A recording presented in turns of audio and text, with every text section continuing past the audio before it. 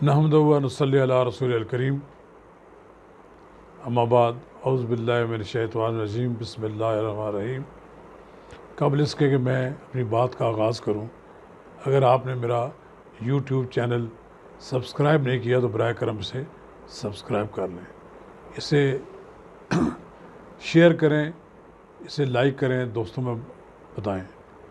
आज मैं आपके साथ बात करूंगा कि हुकूमत ने शुगर इंक्वायरी कमीशन की रिपोर्ट जारी कर दी है। इस सिलसिले में एक वफाकी काबीना का खसूसी इजलास हुआ। 3 घंटे तक इस कमीशन की सिफारिशात पर बहस मुबासा होता रहा। बिलाखिर वफाकी वज़ीर इत्तलात व नशरियात शबरी फराज और वज़ीर आज़म के मामले खसूसी बराए एहतसाब शहजाद अकबर ने एक धुआंधार प्रेस कॉन्फ्रेंस करके ये रिपोर्ट जारी कर दी। इस रिपोर्ट में मुख्तलिफ़ चीज़ें हैं। एक तो ये बताया गया है कि किस तरह शुगर माफिया अपनी प्रोडक्ट की कीमत बढ़ाकर किस तरह पेश करते हैं, गन्ने के काश्तकारों को किस तरह कम पैसे देते हैं, टैक्स किस तरह छिपाते हैं, और 2 नंबर काम किस तरह करते हैं, पर्चियाँ किस तरह देते हैं। ये कमीशन दरअसल बनाया इसलिए गया था कि जब इसी हुकूमत के पिछले दिनों में इस हुकूमत के जब चीनी की कीमतों में बेपनाह इजाफा हुआ, शोर शराबा हुआ, तो हुकूमत ने एक कमीशन बनाने का फ़ैसला कर दिया। बज़ाहिर तो ये ऐसा मालूम हुआ कि जैसे हुकूमत कोई बहुत बड़ा कारनामा करने जा रही है। हुकूमत ने इस कमीशन का दायरा इख्तियार ये कर दिया कि ये पिछले 5 साल की भी इंक्वायरी करेगी, और पिछले 5 साल की इंक्वायरी करने का मतलब ये था जो पिछले 5 साल के दौरान सब्सिडी दी गई उसके बारे में भी सवालात उठा दिए जाएं, क्योंकि इस अरसे के दौरान पीपल्स पार्टी के कुछ लोगों की मिलें और शहबाज शरीफ साहब की कुछ मिलें, इन मिलों का उसमें ज़िक्र आता था, इसलिए इसका थोड़ा सा दायरा वसी कर दिया गया।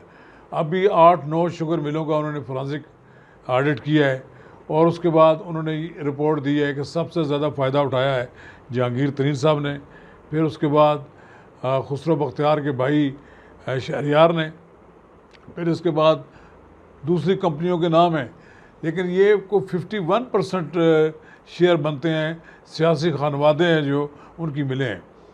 ये शुगर मिल एक ऐसा कारोबार है कि जिसमें लोग रातों रात एक मिल लगाते हैं, फिर रातों रात उनकी मिलों में इजाफा ऐसा होता है जैसे मुर्गी अंडे देती है। अब इस वक्त पाकिस्तान में जिसने एक मिल लगाई थी उसकी 6-6 मिलें हैं, 8-8 मिलें हैं। दरअसल वो हर तरफ से वो पैसे कमाते हैं। वो पैसे कमाते हैं गन्ना ख़रीदने वालों से भी, उनको उन बेचारों को उनका मुआवजा पूरा नहीं देते, फिर उनके बाद उनका वज़न कम लिखते हैं, फिर उसके बाद इसकी जो पैदावार होती है उसकी शो कुछ की जाती है, एक्साइज एंटी ड्यूटी जो है वो बचाई जाती है। फिर ये कहा जाता है कि बाहर भिजवानी है, हमारे पास चीनी फालतू है, बाहर रेट कम है, हमारे पास नुकसान हो जाएगा, हमें सब्सिडी दी जाए। फिर देखें हैरानकुन बात है, 68% हमारी शुगर अफ़गानिस्तान जाती रही है, और ये बताया गया है कि इसमें जबकि एक ट्रक में 5-10 टन से ज़्यादा वज़न नहीं होता, 60-60 टन वज़न उनमें शो किया गया। कोई रिकॉर्ड नहीं मिल रहा। लेकिन ये सारी बातें जो ठीक हैं, लेकिन जो ये शुगर इंक्वायरी कमीशन बना है उसने किसी एक फ़र्द की निशानदेही नहीं की कि ये मुल्ज़म है, इसने सारा कुछ किया है। उसमें ये कहा गया कि रेगुलेटर ज़िम्मेदार हैं, उसमें ये कहा गया कि फ़लाँ कंपनियों ने इतने मुनाफा कमाया है, लेकिन ये अब तो वो बात ये है कि कोई किसी एक के बारे में उन्होंने नहीं कहा कि ये फ़लाँ आदमी इसमें मुल्ज़म है। अब इसकी इंक्वायरी होगी या अब ये FIA को चले जाएगी, FBR के पास चले जाएगी, केस की नोयत बदल जाएगी कि इन लोगों ने पैसा बचाया है या पैसे। ये वो लोग हैं जो हर दौर में सियासी जमातों पर असरअंदाज होते रहे हैं, ये अपने फंड्स देते हैं उनको, ये उनको उनकी भैया ये वो लोग हैं जो जहाज़ों में उड़ाए फिरते हैं, जो मुल्क में हुकूमत में आते हैं लोग, उससे कबल वो उनके जहाज़ों में सवार होते रहे हैं। अब ये उनसे कैसे जान छुड़ा सकते हैं कि उनका जो पैसा लगा हुआ था इसमें उन्होंने किस तरह उनको रिटर्न किया। बात यह है कि एक लिहाज से आप देखें कि इसके सियासी असरात बड़े मुरतब होंगे। जहांगीर तरीन और जहांगीर तरीन का मैं नहीं समझता कि अब आने वाले दिनों में इमरान खान के साथ कुछ सियासी तल्लुक़ रह जाएगा। इसमें चौधरियों बरादरान को भी निशाना बनाया गया है, इसमें मुनीस लाई को भी टारगेट बनाया गया। उन्होंने तो कहा हम इंक्वायरी का या आगे जो बात जो भी होगी हम उसको वेलकम करते हैं। यही बात जहांगीर तरीन ने भी कहा कि मैं सब जो कुछ मेरे बारे में कहा गया है इसको सब मैं गलत साबित करूँगा, अदालत में साबित करूँगा, जहाँ भी जाएंगे। इसका मतलब है कि आने वाले दिनों में चौधरियों के भी तल्लुकात बहुत कशीदा हो सकते हैं, होते नज़र आ रहे हैं मुझे इमरान खान के साथ। इसी तरह आप ये देखें कि शरीफ फैमिली को भी टारगेट बनाया गया है। शरीफ फैमिली तो पहले ही इसको मानने के लिए तैयार नहीं थी। वहाँ पर पेश हुए हैं कमीशन के सामने शाहिदा खान अब्बासी साहब और गुलाम दस्तगीर साहब, वो उस वक़्त के वज़ीर तजारत भी थे। उन्होंने जाकर वहाँ पर अपना मौक़िफ़ पेश किया और उन्होंने कहा कि इस इंक्वायरी कमीशन में वज़ीर आज़म को भी बुलाएं। और वज़ीर आज़म को तो उन्होंने बुलाया नहीं, अलबत्ता असद उमर को तो बुला लिया और वज़ीर आला पंजाब को भी बुला लिया। और सबको मालूम है ये किस तरह इसको कानूनी शक्ल दी गई सब्सिडी देने के लिए, जबकि उस वक्त सब्सिडी की कोई ज़रूरत नहीं थी। ये सब्सिडी के नाम पे जो पैसा बांटा जाता रहा है, ये इसकी इंक्वायरी तो होगी, लेकिन ये जो ज़िम्मेदार हैं, अब ये अपोजिशन ने तो उसको मुस्तरद कर दिया है। अपोजिशन इसको कबूल करने के लिए तैयार ही नहीं है। अपोजिशन ने तो ये कहा है कि ये असल मुल्ज़म जो हैं वो वज़ीर आज़म हैं, वो हैं वज़ीर आला पंजाब हैं, वो हैं असद उमर हैं, वो कहते हैं मशीर ख़जाना अब्दुल हफीज़ शेख हैं। ये लोग सारे ज़िम्मेदार हैं, इनको भी इस कमीशन में इनकी निशानदेही होनी चाहिए। वज़ीर आज़म ने तो इस कमीशन के सामने पेश होने की तो ज़हमत ही गवारा नहीं की, तो खैर कमीशन के भी पर जलते कि वो वज़ीर आज़म को कैसे बुला सकते थे वहाँ अपने पास पेशी के लिए। लेकिन बहरहाल इस कमीशन की रिपोर्ट के वज़ीर आज़म सियासी फ़ायदे उठाने की कोशिश तो करेंगे। वो ये कहेंगे कि मैंने पहला एक कमीशन कायम किया था, उसको पब्लिक कर दिया, उसमें जो कुछ भी था। देखें, इसमें मैनिपुलेशन भी ज़रूर हुई होगी।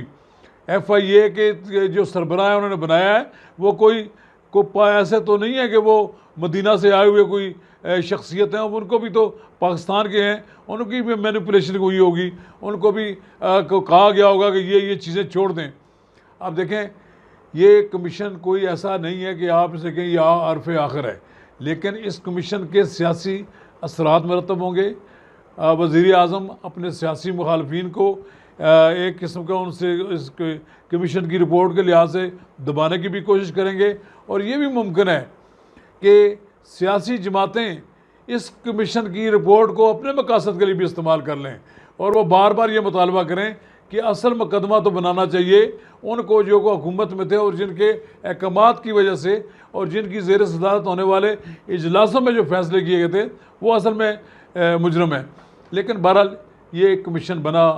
इस कमीशन में आप देखें भैया ये बात बताई गई कि 1 रुपया अगर कीमत बढ़ाई जाए तो 5 अरब से ज़ायद का पैसे लोगों की जेबों से निकाल लिए जाते हैं। सबसे बड़ा क्राइम तो ये है कि पाकिस्तान में चीनी के कारखाने लगा दिए गए और चीनी के कारखानों से लोगों को पैसे कमाने का मौका दे दिया गया।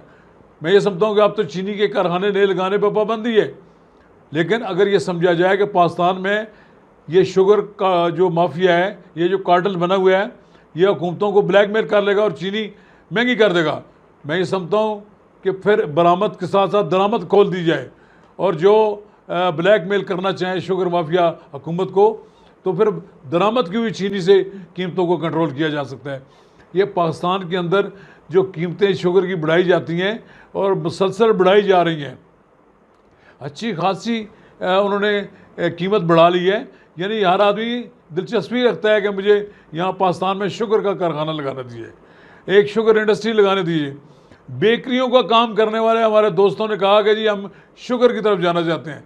ये जो पाकिस्तान में लूट मार लोगों की जेबों पर हो रही है चीनी के नाम पर, चीनी की कीमतों पर, इसको बंद होना चाहिए। लेकिन ये जो मास वाइज का ये कि ये शुगर का जो माफिया है, इसको सिर्फ दबाने के लिए वो और ये इस तरह के कमीशन बना दिए जाए, उसका कोई फ़ायदा नहीं होगा जब तक इसका कोई नतीजा न निकले। अभी IPPs की बात भी चल रही थी जो इससे भी ज़्यादा बड़ा स्कैंडल है, लेकिन वो अब लगता है कि वो भी खामोश हो गए हैं। इस तरह के कमीशन बनाए जाते, एक कमीशन की तो उन्होंने रिपोर्ट कर दी क्योंकि इसके पीछे सियासी मकासद भी थे। शायद जहांगीर तरीन के करीब होने वाले लोग सब अब इंक्वायरियों में आ रहे हैं। अब मेरा ख्याल ये है कि ये जो सरवर खान की भी जो तहकीकात है, ये भी शायद इसी वजह से शक पर है कि उनके भी राब्ते जहांगीर तरीन से हैं। उनके ख़िलाफ़ भी एक जो सिलसिला शुरू हुआ है, उसका मकसद ये है कि उनको ये बताना मकसूद है कि आप जो बातें बहुत ज़्यादा कर रहे हैं, कहीं आप ये ना समझें कि आप को नेक पाक हैं या आप फरिश्ते हैं, हम आपकी भी तहकीकात कर सकते हैं। इस तरह के कमीशन बनाकर सियासी मकासद हासिल करने से कोई बेहतरी नहीं आ सकती।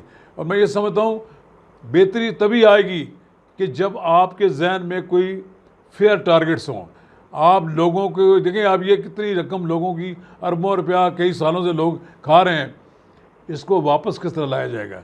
अब ये कह रहे हैं ना जी, देखें अगर ये कह रहे हैं कि ये चीनी की जो अगर रिकवरी कर लें तो हम इसका पैसा गन्ने के काश्तकारों को देंगे।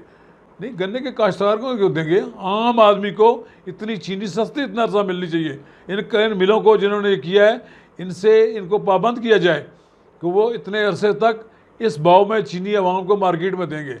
और ये जो अफ़गानिस्तान में बरामद की जाती है चीनी, उसका जो ब्लैक मनी है वहाँ भिजवाई जाती है, अफ़गानिस्तान में बिक्री होती है, पेशावर में, ये सारी खराबियाँ सबको मालूम है।